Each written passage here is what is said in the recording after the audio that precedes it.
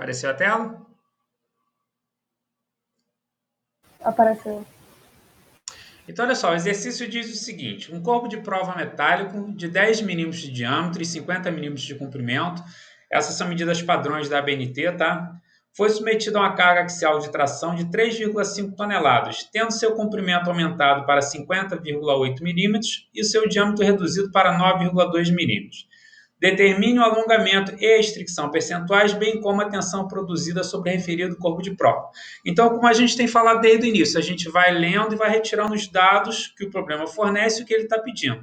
Então, um corpo de prova metálico de 10 milímetros de diâmetro, então esse é o diâmetro inicial, e 50 milímetros de comprimento, esse é o comprimento inicial, foi submetido a uma carga axial de tração de 3,5 toneladas. Está aí a nossa carga. Tendo seu comprimento aumentado para 50,8 milímetros, que é o comprimento final, apareceu o diâmetro primeiro aqui, e o diâmetro reduzido para 9,2 milímetros. Determine o alongamento e a restrição percentuais, bem como a tensão produzida sobre o referido corpo de prova. Então, primeiro passo, vamos determinar qual é o nosso alongamento. Então, o alongamento ele é calculado pela variação de comprimento dividido pelo comprimento inicial. Lembra que eu disse para vocês? Para evitar que apareça sinal negativo, né? O sinal negativo, na verdade, ele diz que é um encurtamento. Mas para evitar que apareça um sinal negativo nessa deformação ou na restrição, o que a gente faz? O maior menos o menor. Então, aqui ó, nós temos o comprimento inicial igual a 50 e o final igual a 50,8. Então, vou fazer o ΔL, o comprimento final, menos o inicial. Então, meu alongamento vai ser o comprimento inicial menos o final, sempre dividido pelo comprimento inicial. Substituindo os valores, 50,08 menos 50 dividido por 50, 0,8 dividido por 50, que me dá 0,016. Poderia colocar as unidades, né? Milímetro por milímetro, significa que eu estaria alongando 0,016 milímetros a cada milímetro, ou posso cortar as unidades, ou eu multiplico isso aqui por 100%, e aí encontro o alongamento percentual. Então, alongamento percentual, 1,6%. Então, ó, vezes 100, 1,6%. Para a restrição, a gente não pode esquecer, e aí vocês costumam errar e fazem a relação entre os diâmetros, entre o diâmetro de 10 milímetros e o diâmetro de 9,2. Não, porque a restrição ela é uma relação que existe entre as áreas. Então, primeiro eu tenho que fazer o quê? Eu tenho que calcular a área de cada um desses corpos de prova. Como era a área dela, do corpo de prova inicialmente e como ela fica depois que diminui o diâmetro.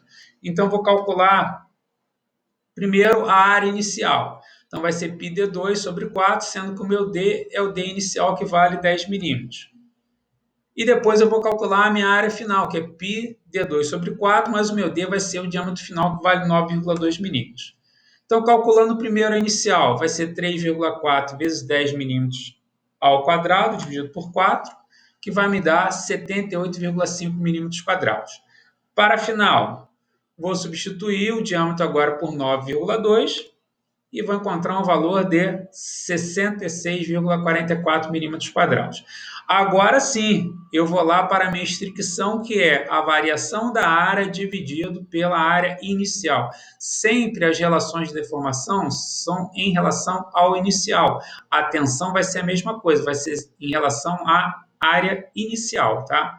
Então, aqui eu noto que minha área maior é a área inicial, a minha área menor é a área final. Se eu fizer a área final menos a área inicial, vai dar um valor negativo. Não há problema algum em colocar um menos aqui, desde que vocês saibam, que vocês interpretem que esse menos está significando uma redução, tá bom? Mas, Wagner, eu não quero trabalhar com menos, que depois eu vou ficar confuso e vou achar que está errado. Então, faz sempre maior menos a menor. Então, aqui eu vou usar o meu ΔS igual a S0 menos o SF. E aí, substituindo os valores, S0 78,5, a área final 66,44, dividido pela área inicial. Vai me dar um valor de 0,15, poderia ser milímetro quadrado por milímetro quadrado, que significaria que a cada milímetro quadrado eu reduzo 0,15 milímetros quadrados, ou posso cortar as unidades, ou posso ainda multiplicar por 100%, e achar a restrição percentual, que foi igual a 15%. Então, o valor negativo, se fosse colocado aqui ao inverso, diria para mim que eu tive uma redução de 15% na sessão. A sessão diminuiu em 15%. E agora, o último que faltava, que é a tensão. A tensão é a força dividido pela área. A força está em tonelada, eu vou passar essa força para kgf, será 3.500 kgf, e a área é sempre a área inicial do corpo de prova. Então, a área inicial, 78,5. Se eu quiser passar isso aqui para centímetro quadrado, se fosse só centímetro, eu andaria uma vírgula, andaria uma casa só.